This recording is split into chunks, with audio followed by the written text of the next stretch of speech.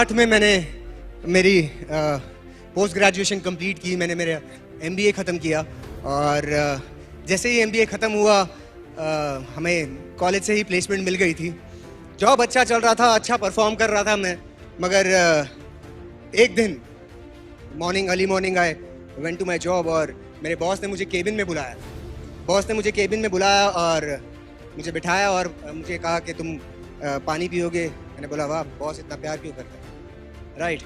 उन्होंने पहली बार पूछा कि कुछ खाओगे, तब मुझे लगा कि कुछ तो गड़बड़ है बॉस, राइट। तब और उन्होंने मुझे कहा कि सागर यू जस्ट हैव 15 डेज, आपके पास सिर्फ 15 दिन है, the bank can not afford you any more.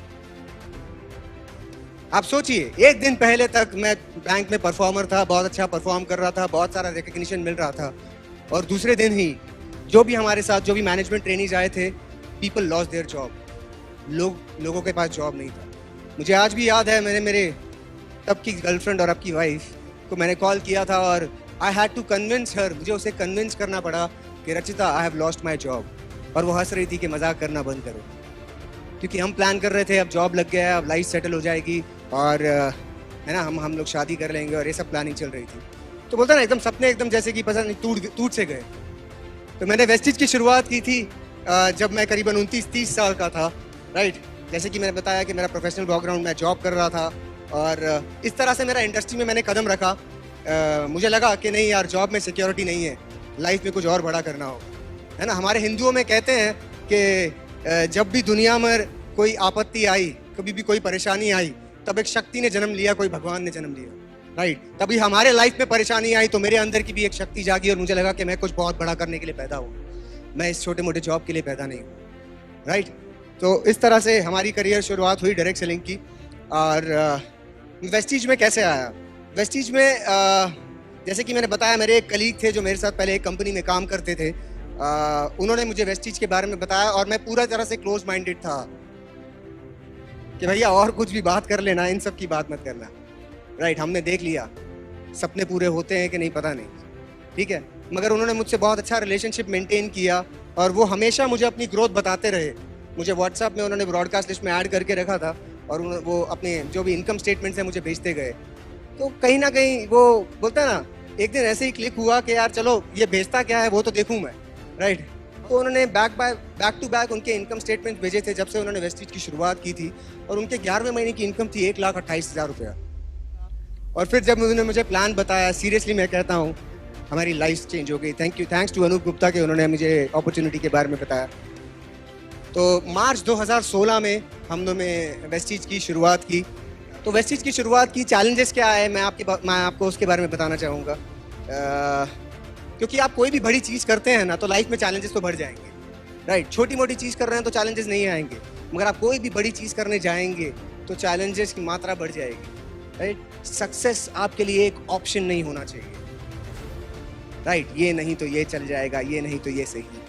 Success जिस दिन आपकी मजबूरी बन जाएगा ना, आपको कोई भी सक्सेसफुल होने से नहीं रोक सकता।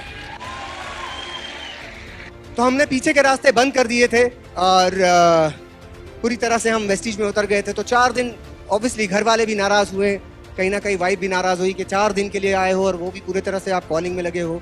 24 मार्च को मैं वापस चला गया क्योंकि 26 मार्च को मेरी मीटिंग थी, राइट। और फिर करीबन 5 महीने तक, मई तक रचिता घर पे नहीं आई थी। समझिए 5 महीने मैंने अपने बेटे की शक्ल तक नहीं देखी, मैंने समझिए वीडियो कॉल नहीं किया। मैं पूरी तरह से काम कर रहा था क्योंकि मुझे लोगों को प्रूफ करना था कि ये बिजनेस चलता है और अब हमारे सपने पूरे हो सकते हैं। तो मुझे याद नहीं है जब मैंने वेस्टीज की शुरुआत की, दिन कभी हुआ, रात कभी हुआ, सुबह कभी हुई, मैंने खाना कब खाया।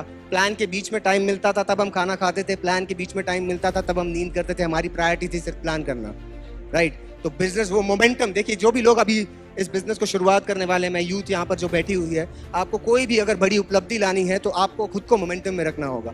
सचिन तेंदुलकर के बारे में जैसे दीपक सर ने बताया, जब वो प्रैक्टिस करते थे तब भी है ना, उनको खाने का पता नहीं होता था, उनको नींद का पता नहीं होता था। मैं हमेशा एक चीज़ कहता हूँ, अगर आप इस बिजनेस को बिल्ड कर रहे हैं या कोई भी चीज़ के बारे में बहुत ज़्यादा पैशनेट है और आपका सुबह का ब्रेकफास्ट टाइम पे हो रहा है और आपका लंच टाइम पे हो रहा है और डिनर टाइम पे हो रहा है, तो आपका बिजनेस मोमेंटम में नहीं है, राइट। अगर आपका लंच के टाइम पे ब्रेकफास्ट हो रहा है, आपका लंच के टाइम पे ब्रेकफास्ट हो रहा है और लंच का ठिकाना नहीं है, और रात को जब डिनर करके सब लोग घर में सो गए हैं और आप रात को चोरों की तरह जब घर में घुसते हैं, दरवाजा खोलते हैं कि कोई उठ ना जाए, और वो ठंडी रोटी जब आपका इंतजार कर रही होती है, मगर वो ठंडी रोटी का मजा गर्म रोटी से ज्यादा आता है, क्योंकि पूरा दिन आपने सपनों के लिए काम किया है। तो इस तरह से हमने बिजनेस की शुरुआत की, पूरी तरह से पैशनेटली ये बिजनेस बिल्ड किया। कुछ लोग बोलते हैं मेरे हालात ठीक नहीं है, हालात बदल जाएंगे तब मैं बिजनेस की शुरुआत करूंगा। दोस्तों, हालात बदलने का इंतजार मत करो, हालात बदलने का इंतजार मत करो। वर्तमान हालातों में रहकर ही, खुद काम करके ही आपको अपने हालात बदलने पड़ेंगे। तो हमने कभी हालातों पे फोकस नहीं किया, हमने सिर्फ अपने गोल पे फोकस किया, काम करते गए, राइट। और वेस्टीज में पहले महीने का ही, मार्च 2016 का ही चेक इतना बड़ा आया कि मैंने साइन में यहाँ पे कल्पतरु में एक फ्लैट बुक कर लिया। हाँ, 1733 रुपए का, बजाओ ताली अब। दूसरे महीने का जो मेरा चेक आया करीबन 7,500 रुपए का था। तीसरे महीने का चेक था 44,735 रुपीज। और लास्ट 3 महीने की बात करना चाहूंगा, करीबन 30 महीने पूरे हो गए हैं मुझे वेस्टीज में। लास्ट 3 महीने का जो मेरा चेक था, पहले था 8.25 लाख रुपया, फिर 8 लाख, और लास्ट महीने का 8.25 लाख रुपया। क्योंकि हमने काम पे फोकस किया दोस्तों, किसी और चीजों पे फोकस नहीं किया, हालातों को, बोलते हैं ना, हालातों को ब्लेम नहीं किया।